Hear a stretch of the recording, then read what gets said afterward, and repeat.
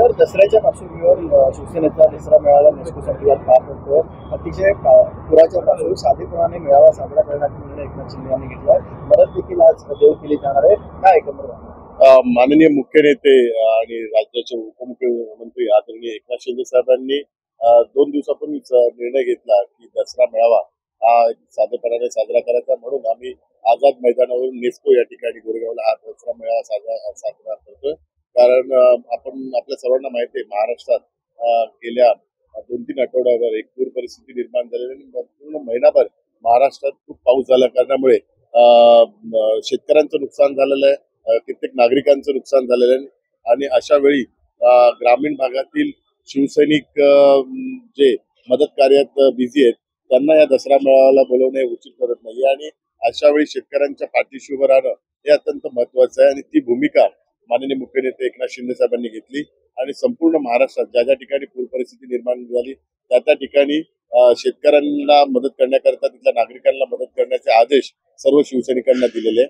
आणि गोरेगाव या ठिकाणी मुंबई आणि MMR रिजनचे शिवसैनिकांपुरता हा दसरा मेळावा या ठिकाणी आम्ही ठेवलेला आहे. कारण आपल्या सर्वांना माहिती आहे, दसरा मेळावा ही एक विचारांची परंपरा आहे आणि तो विचारांचा वारसा घेऊन माननीय एकनाथ शिंदे साहेब, जो शिवसेना प्रमुख बाळासाहेब ठाकरे यांच्या विचारांचा वारसा घेऊन पुढे जात आहे. आणि खऱ्या अर्थाने विचारांचं सोनं या ठिकाणी लुटलं जाईल. जी बाळासाहेबांची परंपरा होती की नेहमीच त्यांनी दसरा मेळाव्याच्या माध्यमातून विचारांचं सोनं लुटलं जातं, तीच परंपरा आज अबाधित राहून माननीय मुख्य नेते एकनाथ शिंदे साहेब हे जे भाषण करतील ते महाराष्ट्राच्या आणि देशाच्या राजकारणाला एक वेगळी दिशा देणारं आणि जी सामाजिक आणि राजकीय परिस्थिती निर्माण झालेली आहे त्याच्यावर भाष्य करणारं हे संपूर्ण त्यांचं भाषण असेल. आणि मुंबई महानगरपालिकेवर आणि इतर स्थानिक स्वराज्य संस्थांवर भगवा फडकवण्याचे जे संकल्प आहे तोही आज या सभेच्या माध्यमातून होईल.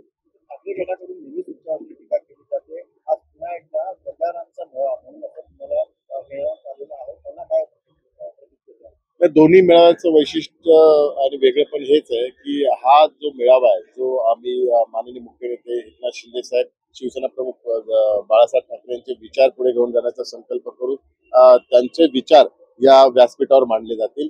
त्या ठिकाणी आपण बघाल तर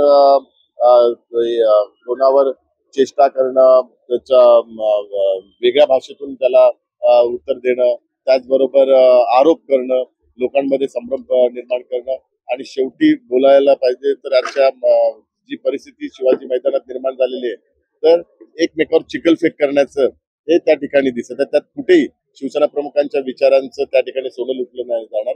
त्या ठिकाणी खऱ्या अर्थानं चिखलफेकच त्या ठिकाणी होणार. ठाकरेंचा विचार असं पोस्टर त्या ठिकाणी हा ठाकरेंचा विचार असं पोस्टर त्या दसरा मेळाव्याच्या ठिकाणी बॅनरवरती मोठ्या प्रमाणात ते तुम्हाला 2-2.5-3 वर्षापासून आपण बघत आहात तर शिवसेना प्रमुखांचे विचारच ते विसरलेले आहेत. त्यांचे विचार जर त्यांना लिहायची आज गरज पडते. शिवसेना प्रमुखांच्या विचारांची लिहायची गरज नाही, ते प्रत्येकाच्या हृदयात आहेत आणि ते प्रत्येकाच्या मुखामध्ये आहेत. तर आज त्यांना ती लिहायची गरज याकरताच भासलेली आहे की त्यांचं जे वक्तव्य आहे ते आरोप करणं, लोकांमध्ये भ्रम निर्माण करणं, शिव्या देणं आणि एकदम घाणेरड्या भाषेत भाषण करणं हे त्यांचे. आणि हे बाळासाहेबांचे विचार नव्हते. बाळासाहेबांचे विचार हे हिंदुत्वाचे विचार होते. बाळासाहेबांचे विचार हे राष्ट्रीयत्वाचे विचार होते. बाळासाहेबांचे विचार हे महाराष्ट्राच्या वैभवशाली जो इतिहास आहे त्या इतिहासाच्या दृष्टिकोनातून, विकासाच्या दृष्टिकोनातून भाषण हे बाळासाहेबांचे होते. पण ती परंपरा त्यांनी राखली नाही. ती परंपरा माननीय मुख्य नेते एकनाथ शिंदे साहेबांनी राखली. बाळासाहेबांचे खरे विचार हे आपल्याला या व्यासपीठावर दिसून येईल आणि त्या ठिकाणी केवळ चिखलफेकच दिसून येईल.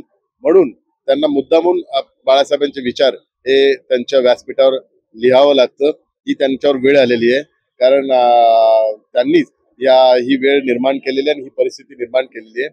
तर आज दसरा मेळावा आहे. आज तरी त्यांना सुबुद्धी लाभो की खरं जे शिवसेना प्रमुखांचे विचार आहे त्यांची त्यांना तरी जाणीव लाभो.